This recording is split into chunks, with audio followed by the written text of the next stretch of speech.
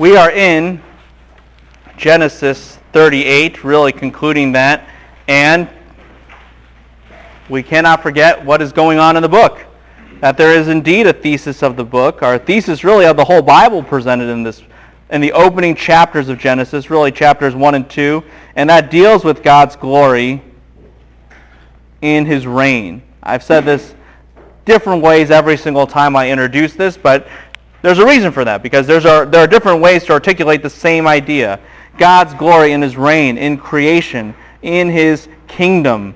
Everything is meant to manifest that He is both powerful and He's loving and good. Of course, there was a challenge against this raised by Satan, who tried to reverse everything.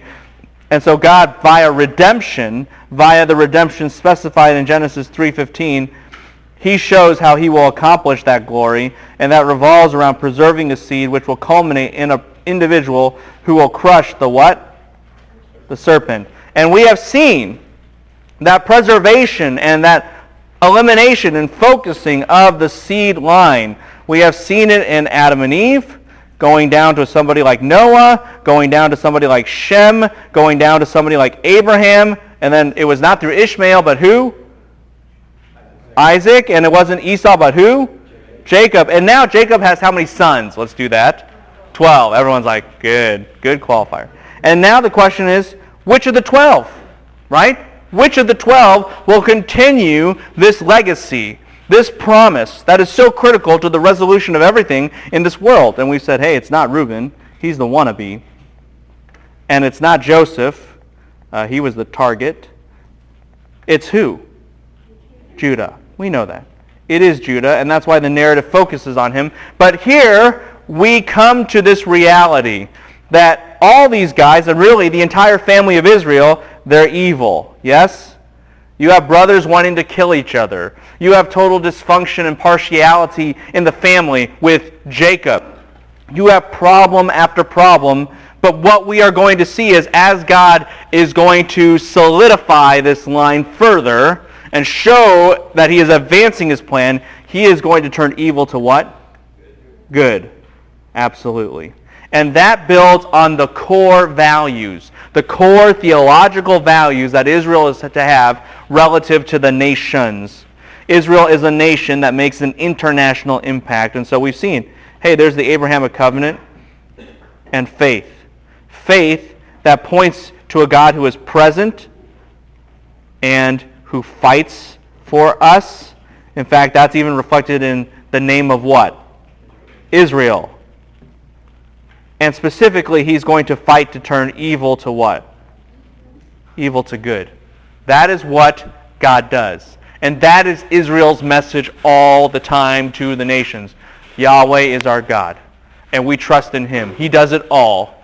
And He hasn't left us. He has not forsaken us. He will not abandon us. He is here fighting for us, and He will turn evil to good. Evil to good how? Because Genesis 3:15 ties with the whole notion of blessing, a blessing that ties with the Noahic covenant, which means what? Anyone remember what Noah means? Rest. Excellent. And then from the Noahic covenant, you have the Abrahamic covenant, where you have seed and what? Blessing. Excellent. And that blessing goes back to original creation. And we need to see how God is going to reestablish that blessing, turning evil to good. Now, having said that, what you need to remember is that so we have seen the evil of Israel, and I've talked about dysfunctional families, brothers trying to kill brother, but Judah, if you remember, he never wants himself to come to harm. He never wants himself to come to harm. And even more, he never wants to take, anyone remember? Responsibility. He never wants that. That was the whole Judah and Tamar scenario. That's what it characterized Judah as. He is evil. He's really bad. And this is where you need to start to see some changes eventually. But at the same time, notice at the end of this section in Genesis chapter 38, we're right there now, letter E in your notes, verses 27 through 30. We there? Both in your Bibles and in your notes? Genesis 38, 27 through 30. Do you notice do you notice that there is a record of a birth? Yes? See that? No, yes, maybe so? Yes. There is a record of a birth. And there are 2 children born. What is one guy's name? Verse 29. His name is what? Perez. And the other one's name is what? Zerah. You need to remember those names, particularly the name Perez. Perez. Turn with me to Ruth for a quickly for a second. Okay? If you go to Ruth,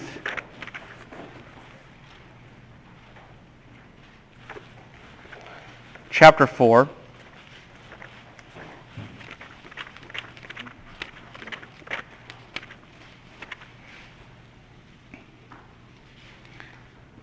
toward the end,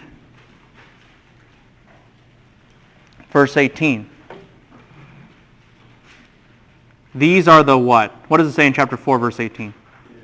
These are the generations. Where have we heard that before? Doesn't that sound like what book? Book of Genesis. These are the generations. Yes? These are the generations. You better believe it. These are the generations of who? What does it say? Perez. Say it confidently. What does it say? Perez. You got it. What is the author, that is Moses, in Genesis 38 establishing? Judah is a terrible guy. He's a scumbag. But he is the line of the what? He is the line of the seed. And that's what you need to understand. Everyone see how that works? Uh-huh. Is that name Perez or Perez? Peretz. With a tzadeh at the end. Yeah. So, English doesn't have the equivalent of tzadeh, so it's okay. So, here we are, chapter 38. And we know, on one hand, Judah's bad, and he's going to need to be transformed. But he is the line of the seed. He is the one whom that promise of Genesis 3:15 will continue in. So, let's go to the testing point 3 of Joseph. We there? Joseph enters Potiphar's house, chapter 39. Now, you need to know who Potiphar is. Okay? Potiphar might have been what we call, he is, according to the scriptures, the captain of the guard. And the idea of captain of the guard actually could be chief executioner. He was in charge of all the executions. All right? And in fact, turn with me to chapter 40, verse 3, real quick like. Someone read chapter 40, verse 3. This will be important for later. So he put them in confinement in the house of the captain of the bodyguard. Okay. He put them in confinement in the basement, basically, of the captain bodyguard. Who's the captain of the bodyguard again? Potiphar. So the prison that Joseph eventually will be put in is actually in whose house? Potiphar's. Does this make sense to everybody? Potiphar is the chief executioner. He's part of the royal household, and therefore, perhaps, he was even a eunuch. He was even a eunuch, which may explain why his wife acts the way she does. Okay? And let it just be said like that. All right? Now, what we start to see is something interesting, and you got to think through what you've been learning. Abrahamic covenant, all those dynamics, what Israel's purpose is. And when Joseph enters the chief executioner's house, what starts to happen to Potiphar's house? Yeah, he's blessed. He starts to prosper. Why? Because in you, what? What's the phrase I'm looking for? In you, all the families of the earth will be what? Blessed. We start to see that. And on top of that, if we're thinking about the theme of this section, which is evil to what? Good. What is God doing? He's turning evil to what? Good. That is what is going on. Israel, by their very presence and how God is using them to bring blessing, it is actually reversing evil to good. That is what is going on here. However, as God's plan is moving forward, Joseph comes under a test. And you guys know the situation. Potiphar's wife tries to seduce him. He responds correctly by running away, which is absolutely important. And the wife spins this story against him. And what happens to Joseph? He's thrown in prison. Now, think. with me. Why is it that, what should have happened to Joseph? He should have been executed, and who would have been a perfect guy to do that? Potiphar. It's like his job. So he's like, came home from a long day at work. Oh, I guess I got another one. You know, I mean, it should have been that easy. Why doesn't Potiphar kill him? Speak to me. Because he loved Joseph. That's right. Because Potiphar, one, definitely appreciates Joseph, but two, probably because Potiphar doesn't totally believe his what? His wife. But he can't dishonor her, so he can't just say, well, I don't really believe you, honey, so we're going to keep Joseph up here. Instead, he sends Joseph to where? To prison. Now, if you stop and think about it, where is the prison? In his house, in his where? In his basement. So eventually Joseph goes to the basement, right? And this is letter B a little bit here. What does Potiphar ask Joseph to be? Really the head of the prison, yes? So what's the logic? Well, like upstairs you were head and it was really good, so can you just do the same thing what? Downstairs. Okay, that's what's going on. So there's a sense of humor here and God's mercy, but throughout this time period, it could have been 10 years, guys, that Joseph is in prison. God is refining him. Does this make sense to everybody? God is turning evil to good. Already, we start to understand that Joseph begins to fear God. How do we know that? What did Joseph tell Potiphar's wife? I can't do this sin against who? God. You're my master as well as who? God. He understands. He's beginning to change. This is really important if you do like before and after, compare and contrast with what is before. So God is starting to change him, but he has to change him more, and he puts it into prison. There's some dreams that happen in prison, and again, this is a good opportunity. Before, Joseph had dreams, didn't he? And he was pretty arrogant about them, yes? Now, again, you have dreams, and this time the dreams are not about arrogance, but they're actually about usefulness and humility. And although there is some humor, do you guys remember the dreams? One was about a baker and the other one was about a cupbearer. Remember that? And one guy, it says this in the text, that Pharaoh will lift up your head, like as in you were downcast and now you're going to be okay. Yes? But this is what this is what Joseph says to the other guy, the baker. He says, Pharaoh will lift up your head from off of you. He still has a sense of humor. But nevertheless, here's what Joseph asks the cupbearer. What does he tell him? When you see Pharaoh, what? Anyone see it in the text? Yes. Remember me, because I'm far away from home. God is shaping Joseph. God is testing Joseph. By the way, does the cupbearer immediately remember Joseph? No.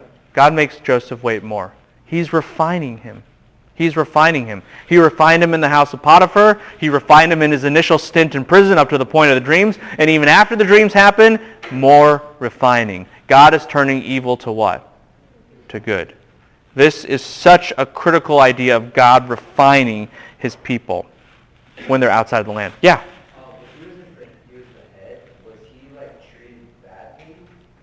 It wasn't necessarily that he was abused or anything like that in prison. It's just that you're not free. And there's no way out. And inevitably, you're just going to die there. Yeah. Yeah, So why does it say in chapter 39 the keeper of the prison instead of directly just saying Potiphar? Right. Were they two different people? No, they weren't necessarily two different people. It is just because the Bible wants you to understand the role that Potiphar had, and you want to see him as the function so that you understand this. It wasn't just a personal connection that saved Joseph. It was actually a functional thing that was going on so that this guy in his function could have and had every right to do all these different things, and this guy in his function viewed Joseph differently. That's what's going on in the text. So it's getting the emphasis right. Yeah, it's getting the emphasis right. But if you connect the dots, then you're like, oh, same guy, but just wearing different hats. Yep. All right. So, yeah, go ahead. What's the emphasis like, kind of like, just like the vine or just like the bread there? Is there any like special emphasis on that? Well, it actually corresponds with their occupations, with their vocations. Okay. Yeah, that's the main connection there. Yep. So, letter C, before Pharaoh. So you know, again, Pharaoh has a dream. He has a dream about these, 7 years of famine, 7 years of plenty, not in that order. And he dreams it twice because he has it with stalks of grain. And now, finally, God creates an opportunity for Joseph to move out. The cupbearer remembers Joseph. After this time, God providentially now has orchestrated everything so that Joseph can interpret this dream. Now, you need to know a fact of supposed trivia, but it's not trivia. All right? Before Joseph appears before Pharaoh, does anyone know what he does? You can read it in the text, chapter 41. Before Joseph appears before Pharaoh, anyone know what he does? He changes his clothes and he what? Shaves. This is important. Joseph shaves. You're like, does that mean we all have to shave? No, has nothing to do with that. You just need to remember this for later. Okay? Semitic peoples usually grew a beard. Egyptians usually shaved. So, the Pharaoh that Joseph is appearing before is a real Egyptian. You just need to know that. Okay? For now, the reason this is important is because who do you think the Egyptians are going to elevate a non-Egyptian to power? Does that even make sense? No. But they're going to do it, which shows you that God is in this. You all with me on this? God is in this. That's what you need to understand. So, Joseph starts to counsel Pharaoh. Pharaoh says, you're super wise, and so therefore, you're going to ride in the second best everything. Now, why? Why second best? Because that makes him what? Number 2. And why not the best? Because who's the best in Egypt right now? Pharaoh. Okay, does that make sense? So Joseph is given really the second best position in order to help preserve Egypt. Again, what is God doing? He's changing evil to what? Good, and making in you all the what? Nations will be what? Blessed. This is what is happening in chapter 41. Israel is doing its job, even if it's not even trying, but God is using them in that regard. Next page. Now, point 4. Having reversed all of this, moving his plan forward, having refined Joseph and proven, finally, yes, he does fear God. Yes, he is the better guy for it. He is one who trusts in the Lord and has learned to wait on the Lord. Now you got to ask the question, if God did it with Joseph, did he also do it with his what? His brothers. Doesn't this start to make sense? Did God do evil to good with them?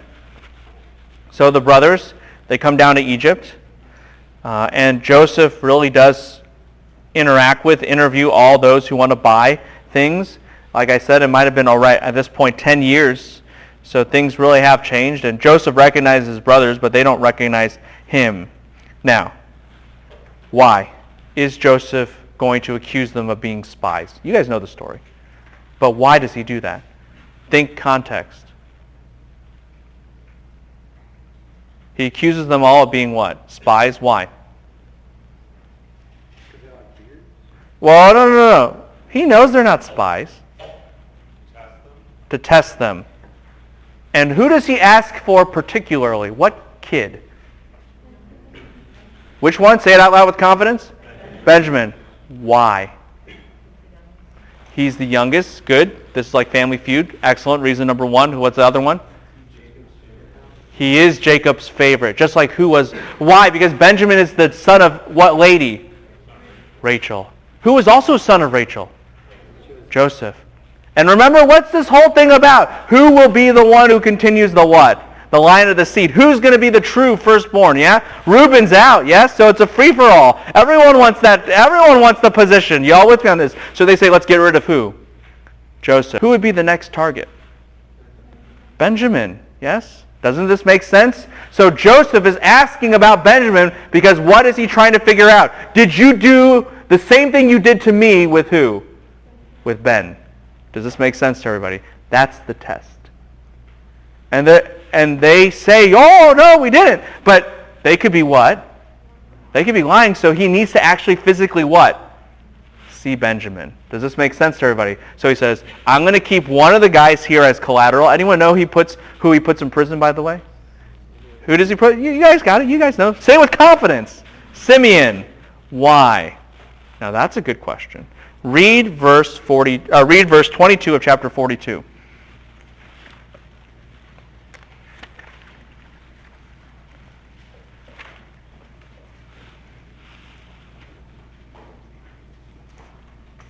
Verse 22. What does it say? Reuben answered them, saying, I did not tell you, do not sin against the boy, and you would not listen. Okay, so what does Joseph learn from this? Who is not necessarily to blame for his demise? Reuben, right? Because Reuben said, hey, I told you guys not to do this. So why Simeon? Think birth order. Yes, Simeon is the second what? Oldest. So what's Joseph's point? If Reuben was gone and he said don't do it, who should have taken over by age?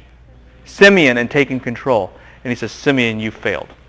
Now, does Simeon know that he's thinking through this in his head? No, everyone's just like, this is kind of weird. Like, why'd you pick on the second oldest? Like, oh, okay, whatever. And he just retains Simeon. But we know Joseph's strategy because he's trying to figure out, have you changed? Have you accepted fault? Have you accepted responsibility? But nevertheless, God's plan needs to move on. And if Joseph does not provide food for his family, they all die and redemptive history stops. So Joseph abundantly provides food and actually puts the money back in their sacks. Yes? They go home and no one knows exactly what to do. But the famine, letter B, forces Israel to go back. Forces Israel to go back to Egypt. And they have to bring who? They have to bring who?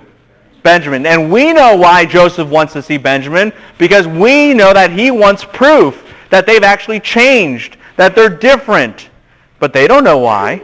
Certainly Dad doesn't know why, and he's still under the illusion that, well, last time I sent a favorite kid with you guys, he died because the wild animal shepherds got him, or whatever. And so how do I know that? Now, here's where things become powerful and good, because you start to see evil's turning to good. Evil's turning to good. Joseph's turned evil to good. He set up a situation to prove that evil's turned to good. And let's see how that manifests itself out. So we have Reuben, the wannabe. He's trying to take leadership because he's always done that. Someone read chapter 42, verse 37. And Reuben spoke to his father, saying, you may put my 2 sons to death if I do not bring him back to you. Okay, stop right there. They're trying to convince Dad to let Benjamin come. Otherwise we can't get food, yes? So what does Reuben say? If I don't bring Ben back, you can kill who? My sons. Now why is that doubly stupid? Think. Who gets off scot-free? Well, if Reuben thinks he's the seed, then he won't have anyone else. No. Just think logical. I mean, don't think theologically. Just think of a logical thing. Why is this selfish? Yeah, he doesn't take any personal punishment. Yeah? It's not, if I don't bring them back, you can kill me. Instead, it's what? You can kill my 2 sons. So it's stupid because he doesn't really take real harm or real responsibility to himself. He's just like Judah was to begin with. Yes? And second, think from a Jacob's perspective. Who are those 2 sons? His what? I don't want to kill my grandkids. I want to kill you. You crazy? Reuben doesn't get it. He's not a what? He's not a leader. He's not a leader. Okay? But they need to go. They need to get down there. But Jacob says, I will not release Benjamin. So who comes forward? Look at verse 8 and 9 of chapter 43. Verses 8 and 9 of chapter 43. Who comes forward? Judah comes forward. And we know Judah is the line of the seed. The narration has already established that. We know Judah's a bad guy because he never allows anything to harm himself and he never takes responsibility. Okay, so let's see what happens. Someone read verses 8 and 9, please. Then Judah said to Israel his father, Send the lad with me, and we will arise and go, that we may live and not die, both we and you, and also our little ones. I myself will... Stop. I what? I, not just I, but I what? I myself. What is he there claiming? I now have what? Responsibility. I will take the responsibility personally. I'm not shoving it onto anybody else. I will take the responsibility. Go ahead. I myself will be surely for my hand will from my hand you shall require him. For if I do not bring him back to you and set him before you, let the blame be on me forever. Okay. Now, the wording here of let the blame be on me forever is actually stronger than that. The word blame is actually the word sin. And here's the idea. Let me be to you as sin all your days. This is worse punishment than death. Okay? This is, remember, you have to realize Israel's in an honor-shame culture. You guys familiar a little bit with honor-shame culture? Honor-shame culture says, if you lose your honor, the way you can redeem it is by what? Dying. But if you live in a life filled with shame, it is a living death. Because you are just perpetually agonizing in a state where people wish you were dead, but you cannot die. Does this make sense to everybody? And what Judah has said is, you don't kill me. I'll live that shame forever. Now that is called taking responsibility and allowing what? Harm to come to yourself. Has Judah changed? You better believe it. Something has happened. And we know who that something is, that someone is, yes? God. God has changed Judah. The Judah we once knew who just tried to escape by everything, he's gone. This is a Judah who's profoundly a leader. And Benjamin recognized that, so Jacob recognizes, so he sends Benjamin with him. Yes? They go down, and we're still in letter B. We there still? They eat at separate tables. You guys know the rest of the story. They are sent out, but they're caught, and they're brought back, and the cup is found in whose bag? Benjamin's. And what's the whole setup now? You abandoned the favored brother the first time. Will you abandon the favored brother the what? The second time. He's saying, I want to test you guys to see if you really changed. And here is this powerful, powerful moment. Chapter 44, verse 18. Who comes forward? Who comes forward? Judah. All the brothers are there. And Judah comes forward. And why is that powerful? Who came forward before with the idea to sell Joseph? Judah. And here Judah is reversing everything he originally done. Makes sense to everybody. It is so powerful. Okay? And so he talks about how much Judah gives this very eloquent speech, honoring the father that he never honored. By the way, in Genesis, if you haven't caught on, like Judah didn't really have the greatest relationship with his dad at first, especially when you're like marrying all over the place and all that kind of stuff. It's not the best. But Judah finally honors his father. He talks about his love for his brother, which he never had originally. And then someone read verses 32 through 34. This is powerful. For your servant became surety for the lad to my father, saying, if I do not bring him back to you, then let me bear the blame before my father forever. Okay, does Joseph actually know that yet? I mean, this is said in Canaan, not in Egypt, yes? So what is Judah saying to Joseph? I did take responsibility, and now I what? I am taking responsibility. Does this make sense to everybody? You see, Judah at this point could have said, well, I did tell my dad that, but fingers crossed. Y'all with me on this? But he's not saying that here. He repeats it word for word. Why? Because he says, every word I said, I keep it. That's responsibility. Does this make sense to everybody? That's what's going on there. And then it gets even better. I love this next part. Go ahead. Yeah. Now, therefore, please let him remain instead of the lad, a slave to my lord, and let the lad go up with his brothers. Stop. That is the key. What has Judah proposed? You keep me what? You keep me here as your slave. And you let the what? Other one go free. What is he proposing? I take such high responsibility because I am him and he is me, so I will what him? There's a word, S. It starts with an S. What is it? Not just say, but I'm S-U, substitute for him. Does that make sense to everybody? I will substitute for him. I will be a substitute. I have such leadership. I have such association, or you can use the word that we used earlier. I have corporate, anyone remember the rest of the phrase? Solidarity. I have corporate solidarity with him because I am the leader of his family and I'm surety for him. So you take me instead of him. It's a fair exchange. At that moment, you have what it means to be a king. At that moment, Judah now shows he is not just any leader of Israel, he is the kingly line. Because that's the power alone a king has. The power of substitution. Does that make sense to everybody? A king by himself and in and of himself is the only one who can adequately represent his people judicially, legally. And Judah says, I claim that, and I am that. And so you keep me here. And it's a fair exchange because you can't tell the difference between me and him because I have solidarity with him. Does this make sense to everybody? And Judah now defines what it means to be a king. And by the way, we see that fulfilled when Jesus substitutes for us on a what? On a cross. See how that works? At this moment, kingship for Israel has been defined. Now what's the essence of throughout verse chapter 44?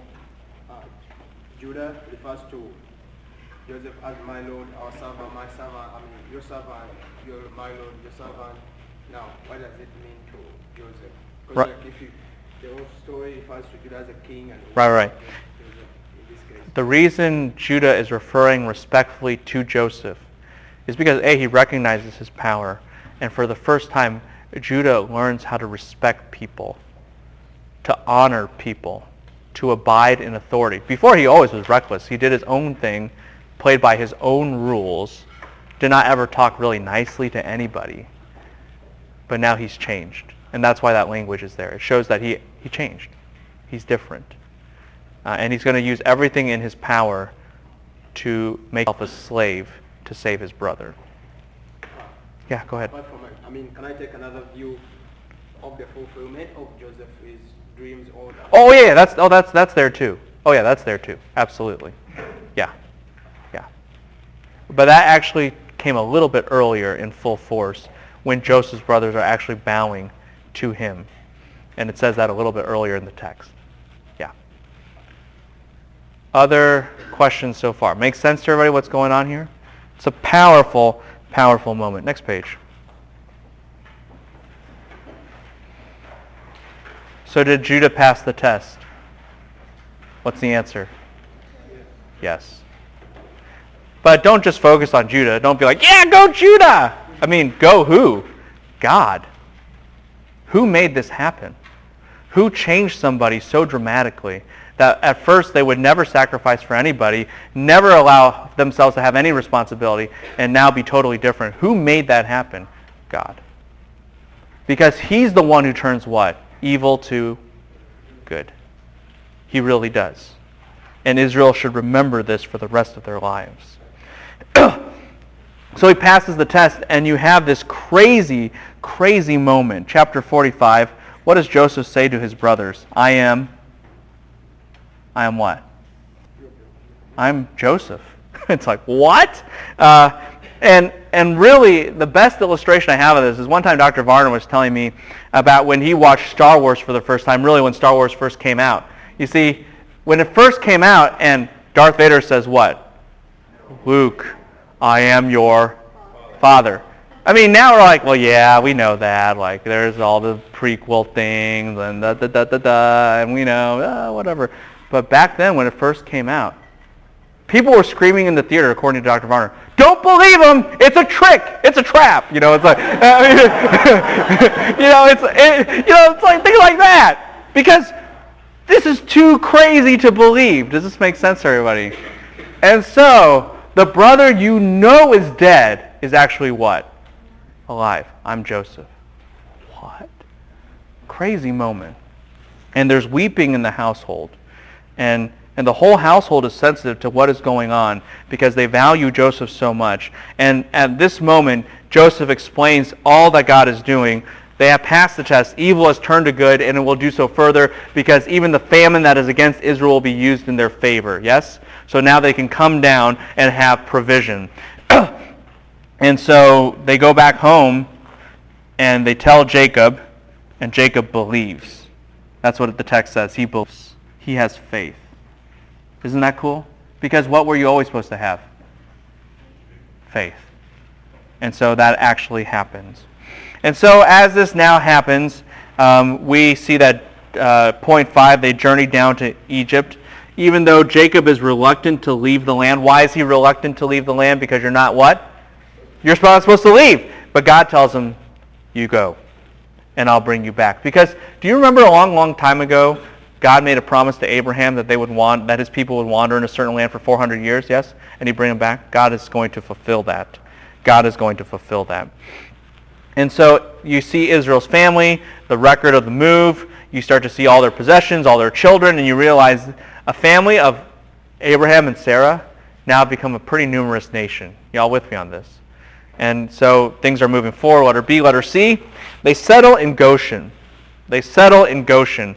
And this is a doubly good thing. 2 reasons you need to know this.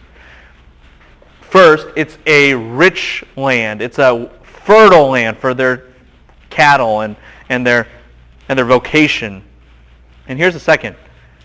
It's an isolated land. It's an isolated land. Why is that important? What have we seen in and throughout Genesis? That the Canaanites were starting to what, Israel? They were to corrupt. So you need to let Israel grow into a great nation without that corrupting influence. Does this make sense? And so God is securing Israel from that. Go ahead. Didn't Joseph marry an Egyptian lady? He did. Is that disobedience? That's a good question. Is that disobedience? Not necessarily. Not necessarily, especially if she is incorporated into Israel, as in she doesn't remain in Egyptian culture and Egyptian religion, but she actually comes in. Think about Ruth, for example, would be another parallel case. More on that when we get to Ruth later on. But yeah, they would be considered sojourners, those who are foreign but yet actually join with Israel. And that she could have that status, hypothetically. Yeah, good question. All right, so at this moment, letter C, Jacob blesses Pharaoh when he meets him. Why is that important? First, the greater shall bless the what? Lesser, yes, so Jacob is greater. But what is this starting to work out? What is this starting to fulfill? In you, what? All the nations will be what? Blessed. Letter D, God continues to bless Israel even as the Egyptians lose everything due to famine. We'll talk more about this a different time, but you just need to know prosperity is in the midst of adversity. Next page. Now, point 6. Finalizing the foundation, the 12 tribes. Are we there? We there? Joseph, even though he's not the technical firstborn, his father has treated him like a firstborn, giving him that jacket, and the firstborn deserves a double blessing, double portion, I guess you could say, of the inheritance. So Joseph has 2 sons, Ephraim and who? Manasseh, and they will sometimes substitute for him as that double portion. However, in the process of doing this, even though one is older, Jacob at the last minute switches his hands. You guys remember that? Why? Because, again, it shows God's election. The older shall serve the what? The younger. God does things his own way. He doesn't do it per the culture. He does it his own way. God's sovereign choice still reigns. And now you have these 12 tribes. You have these 12 tribes, and you have an amazing prophetic announcement, chapter 49. And you need to know this announcement very, very well. Very, very well. This sets the destiny of Israel, and thereby it sets the destiny of the world. This sets the destiny of Israel, all the 12 tribes of Israel, and thereby it sets the destiny of the world, because they're linked. After all, in you all the nations will be what? Blessed. So when Israel's blessed, they're blessed. They are connected. And so in chapter 49, we see this exactly play out. Now, I'm just going to hit on some really quick like. For example, Reuben, it says that he's disqualified because of what he did in the past. And do we know what he did in the past? Yeah? And is he going to be a leader? And the answer is what? No. And that's exactly what Jacob says.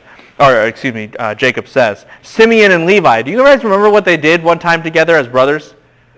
They killed the whole what? City. Do you remember that? And so Jacob says, because you guys did that, you're going to be scattered throughout all Israel. You're going to be scattered throughout all Israel. Now, do you guys know that the Levites are scattered?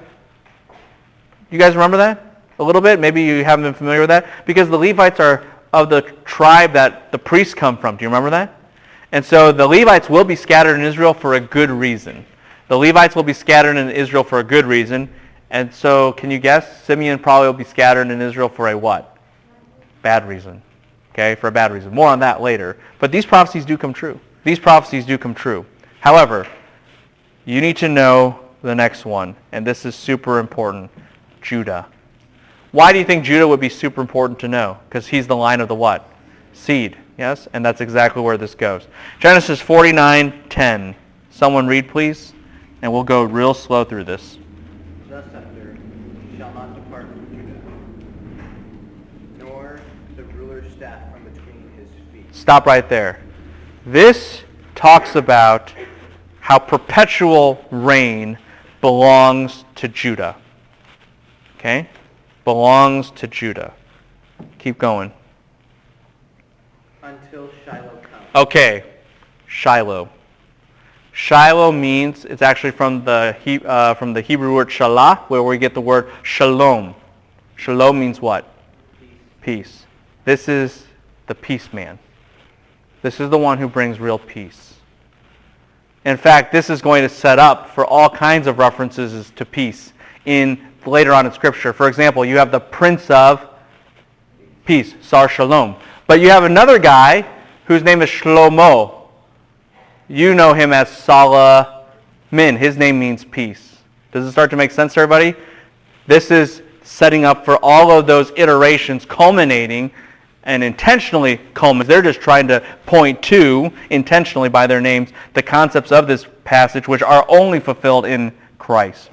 Does this make sense to everybody? Shiloh. Shiloh comes. And what? Next phrase? And to him shall be the obedience of all the people. Okay, to him the obedience of all the peoples. Now, is this just talking about Israel? If it's all the peoples, then it's what? The whole world. Okay? Now, keep going. Keep going. He ties his foal to the vine, and his donkey's colt to the choice vine. Okay, now, tell me, why is this weird? He just pull away from the vine. Yeah! You know what a vine is, right? It's like this little dinky thing. So, if you tie a donkey to a vine, what's the problem? Donkey's just going to hee-haw and like move away, right? Then what's the point of the vine? So either at this moment, you have a really spectacular donkey. It's like, donkey, sit. And it doesn't move.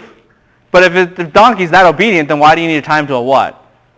A vine. Or what else do you have? What else could it be? That a vine is more like a what? A tree. And why would a vine be more like a tree? Because everything has been made into a new what? Creation. You got it. The world has been renewed. In other words, in you all the nations will be what? Blessed. And that blessing goes all the way back to what blessing? The blessing of creation. Does this start to make sense to everybody? And here you have a picture of what all of that looks like. You have a picture of what all of that looks like. You have one king. He's known as the seed. He reverses everything, fulfills the Abrahamic covenant, so that the whole world will be blessed along the lines of what it should have been in creation. And this is indicative of that. Along the line, keep going. He washes his garments in wine and his robes in the blood of grapes. Okay, now does that make any sense? Like if you went to your dorms and like put a quarter or a million in the machine and it starts washing your garments in grape juice, would you be happy? Like, oh yeah, this is like the royal kingdom. You're like, great. No. But what is this passage saying? Grape juice and wine will be as plentiful as what? Water. When you have that kind of produce, you have ended world hunger.